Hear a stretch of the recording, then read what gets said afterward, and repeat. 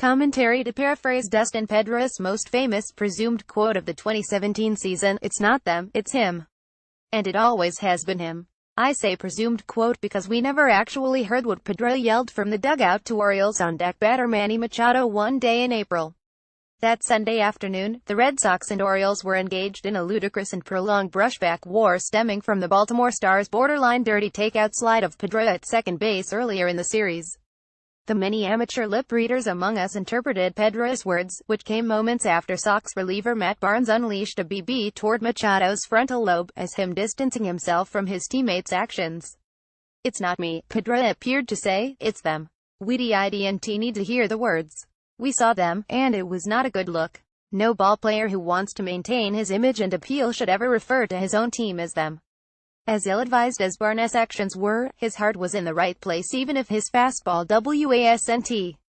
He was trying to guard his teammates' back. Pedroia, in the middle of a game, and against an AL East rival that takes great satisfaction in agitating the Red Sox, seemed to do the opposite.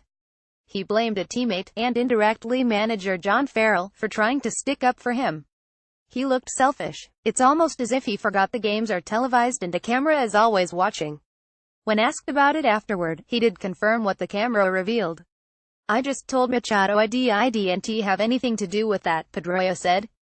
"That's not how you do that, man. I'm sorry to him and his team. If you're going to protect guys, you do it right away."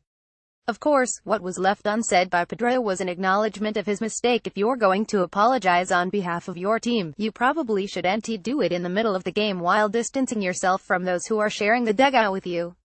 But then, like the beanball battle itself, the response among Red Sox fans to Pedroia's behavior has lasted too long. Of the many disheartening things that happened with the 2017 Red Sox, the most unsatisfying 93-win team I can remember, the lingering damage to the longtime second baseman's image is the most unjust.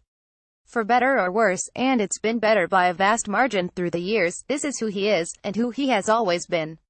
He's a wonderful player who wants nothing more than to win. But he is not a charismatic leader of men, nor does he desire to be.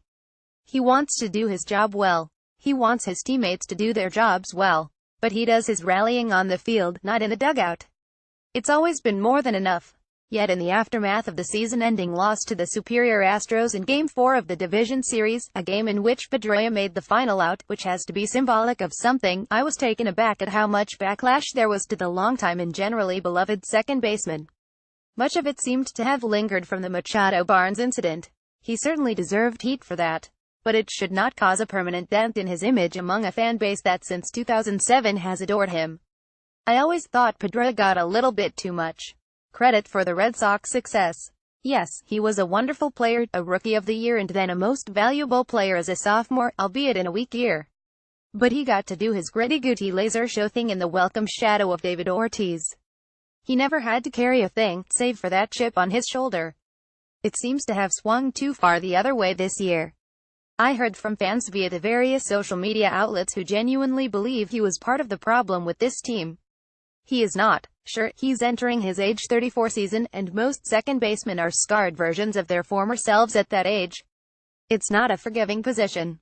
Pedroia has significant knee problems which Machado exacerbated. If didn't cause outright, that could cost him part of the 2018 season, perhaps even a sizable chunk. But he's still a terrific defensive second baseman, and one who hit .293 with 62 RBIs in just 105 games. That is a valuable player. The issue is that the Red Sox still rely on him too much. Unless he morphs into Paul Molitor, he's not going to become healthier in his mid-30s. He should be moved down the lineup, perhaps to the number 7 spot, and he should not be relied upon every single day. The ideal would be for the Red Sox to retain Eduardo Nunez as a super utility player who could spell Pedroia every fourth day while getting some run as a third baseman and designated hitter as well. There would be plenty of at-bats for both. The necessity to rely on Pedroia less, and to impart to him that he should no longer try to play through injuries, is one reason why Alex Cora would be a wise choice as manager. It was Cora who ceded his playing time to Pedroia in 2007. He has the gravitas and the grace to tell Pedroia it's time, for his own good, to reduce his role now, a decade plus later.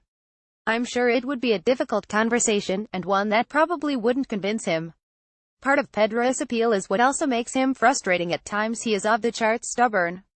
He is more gifted athletically than he gets credit for from fans who like to see a little of themselves in his success. That stubbornness has served him and the Red Sox remarkably well, right up until that day against the Orioles when it didn't.